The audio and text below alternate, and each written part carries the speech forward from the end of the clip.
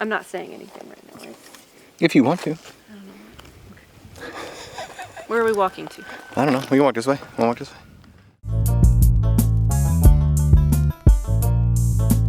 Hey guys, welcome back. I'm glad you're here. If you're one of the 1,000 new subscribers that has joined us in the past month, we thank you and give you a heartfelt welcome. If you're one of our faithful flannel family, which I did not have to rehearse a lot, you guys mean the world to us. You're what keeps us going and motivate us. We appreciate it. And if you're somebody who just happened to click on our video and you've never seen anything that we've done before, well, welcome, and I hope you get a kick out of it. Today, we need to start seeds. Now, as you guys know, if you've been watching for any amount of time, I am not the gardening expert. I am the doer. I dig holes, I build things, butcher, etc. Mrs. Flannel, who's in the shade. That's better. Yeah, there she is. Oh, so pretty.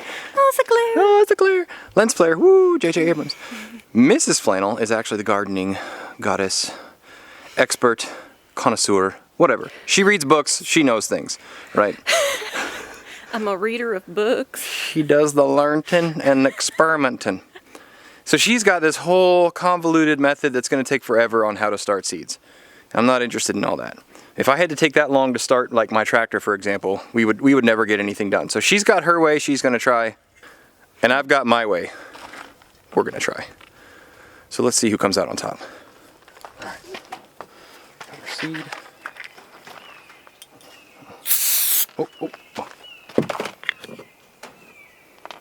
Oh, need dirt. So I decided to use a soil blocker instead of peat pots or those little black nursery pots because in my experience in the past, I don't really like, for the nursery pots, I don't really like how much trash they produce. I don't like how they kind of dry rot and then they fall apart. So there's just not a lot of longevity there. And then with the peat pot, I know some people that have had some success with them, but I've had trouble with them actually breaking down in the soil, and they're an additional expense. I buy this one time, and I spent a little more to get the better one. It should last longer. It's all made out of metal. It shouldn't fall apart. I spent $45 on Amazon. This is the Ladbroke unit, which was made in England. There were some cheaper ones, but they were made in China and had not as good reviews because they had plastic parts that could break easily. This entire thing is made out of metal. That'll help. Grab the dirt. Okay. A lot of people like to just go buy the bag of seed starting mix. I find that too expensive, and if you've been watching us for a while, you know that we're kind of a frugal bunch, and I really like to try to find things to do myself. So I found this resource called thegardenersworkshop.com, and she's got a great recipe, or at least I hope it's a great recipe.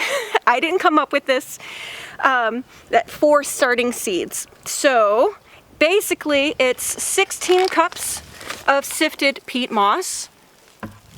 It's 4 cups of sifted compost, and this is a biocom.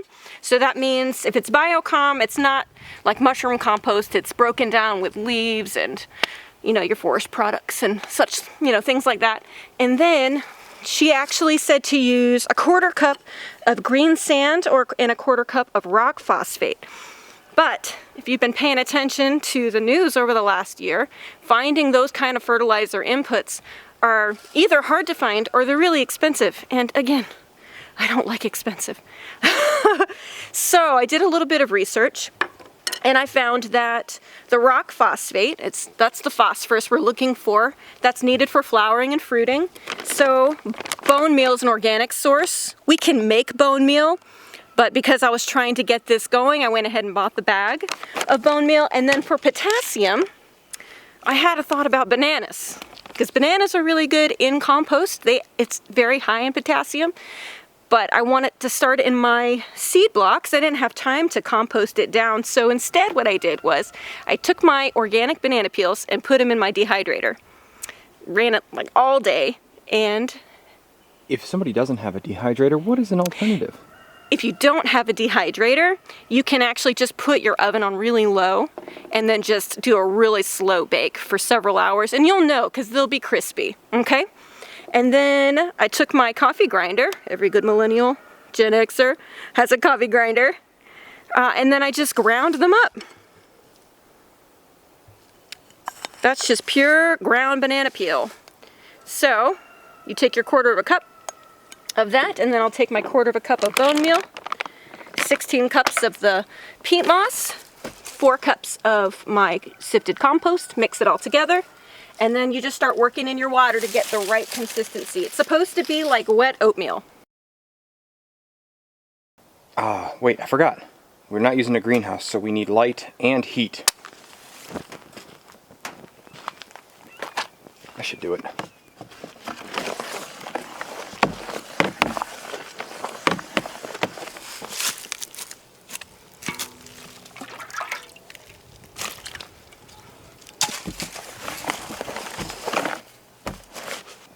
Maybe a little more. Woo! Maybe a little more. Woo! Maybe a little more. Okay, so you take your soil blocker and you wiggle it down into your soil mix, your soil blocking mix. You have to push really hard, harder than you think you should have to push. I'm wanting to actually almost touch the bottom of my pan here that you can see that I'm working in. Okay, and then you pull it up, move over to your tray, and I'm actually going to be pushing down on the handle. And soil blocks. And you see we have this little piece right here that goes, it makes the seed imprint for you to just drop your little seed in, because some seeds need light to germinate. So you would just put the seed in and leave it alone. If it needs darkness to germinate, you just take a little bit of spare mix and then just top it off and then throw it under your grow lights.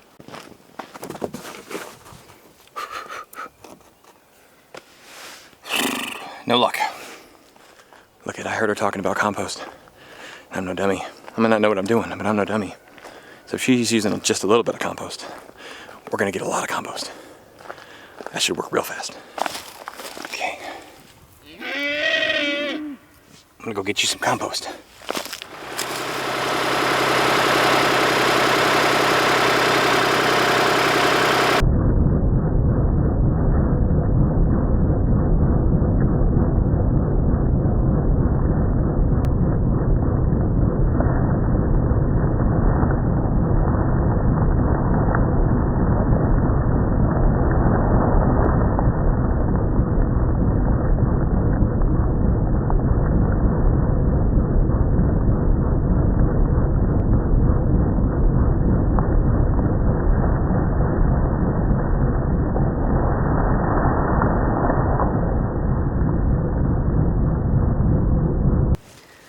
All right, so we did about 100 blocks, and I'd say it probably took 15 minutes, really trying to get the rocking motion back and forth to make sure that you are actually really compacting the soil block. That seemed to be a little bit of an art to get that together, but we did 100 of them, and you can see so much of my material left. So I'm going to be able to do all of my blocks out of the materials that we bought. I did use all of my banana. That was 3/4 cup. That was 2 bunches of bananas. So I will have to get some more of the organic bananas. But the bone meal, in case you're wondering cost, the bone meal was about $8 at Lowe's. And organic bananas was, I think it was about $2. They're 64 cents a pound. And this was, the peat moss was about $23 or so. And the compost was About 50 per cubic yard. $50 per cubic yard. And I've barely even scratched the surface. I'm going to be able to make a lot out of these materials. If you're wondering what zone we're in, actually you'd look around and you'd think maybe we were in Florida with how warm it is in February. We're in zone 7B, which is a very, it's a very temperate climate. We have really hot summers and generally mild winters. But today I'm actually going to be planting out our broccoli. I'm doing a Calabrese broccoli, and I'm also going to plant out some snapdragons that are for our cut flower garden. All right, well, we'll keep you posted on who wins. Leave a comment below on which team you're voting for. Myself. No, Or Mrs. Flannel. The real world. Quote, Mrs. Flannel. You stay out of this, mini Mrs. Flannel. Hey! Keep growing as you grow. We appreciate you being here. If you haven't already, please hit that like button and subscribe. If you know some people that want to know about soil blockers, send them our way. We'll see you next time here at Flannel Farms. Bye. Really hope our stupid soil blocker doesn't work.